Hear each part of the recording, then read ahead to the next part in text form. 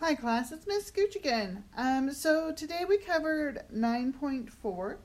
The two ICANNs were I can determine if an event is dependent or independent, and I can find the probability of dependent and independent events. Today we really just focused on being able to identify or label events as independent or dependent. So our topic is dependent and independent events. We have some words to write down for our notes.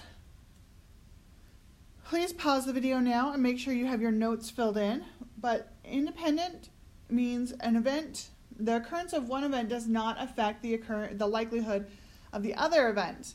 So this is a really great example of coin flipping. If I flip a coin and then I flip it again, what I did first in that first coin flip does not affect what's going to happen in that second coin flip. Or if I had a number cube and I rolled my number cube and then I rolled it again, the first roll does not affect the second roll.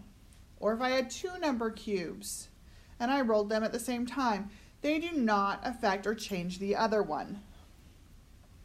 However, dependent is the occurrence of one event affects the likelihood that the other will occur. So the example here is your teacher chooses one student to lead the group, then chooses another student to lead another group.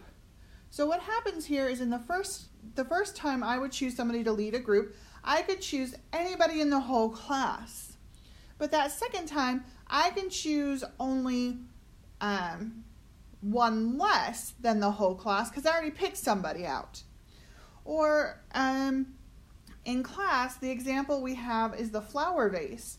Is if I pick a flower out of the flower vase and I set it aside and I go to pick another flower, it changes how many flowers are in the vase. So that makes it a dependent event. So if you're going to think about dependent, you're thinking about has the situation changed? So now let's go through a few. Is this independent or dependent? You roll a 6 on a number cube and tails on a coin. Pause and think about this.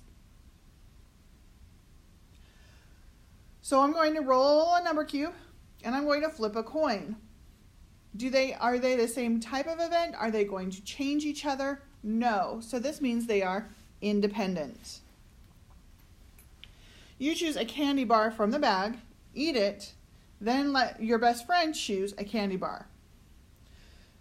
So you reach in the bag, grab a candy bar out, then eat it, and your friend reaches in and chooses a candy bar. Does the first event change what could happen for the second event? Yes, they are dependent because that second time when your best friend pulls out a candy bar, there's one less candy bar to choose from. All right, here's 3 and 4. You choose a blue marble from a bag, set it aside, and then you choose a green marble from the bag.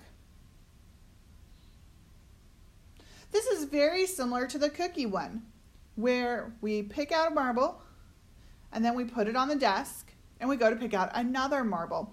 We didn't put it back in, so we have changed the number of marbles in the bag. So that is very dependent.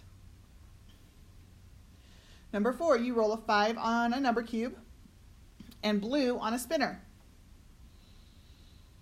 Does one event change the other event? The answer is no, so that is independent. You choose a marble from a bag, record the color, put it back in the bag. Then you choose another marble from the bag. Did we change the number of marbles in the bag? No. We put back the marble we took out first to draw another marble. So this would mean it's independent. Class, thank you for watching. That's all we did today. Bye.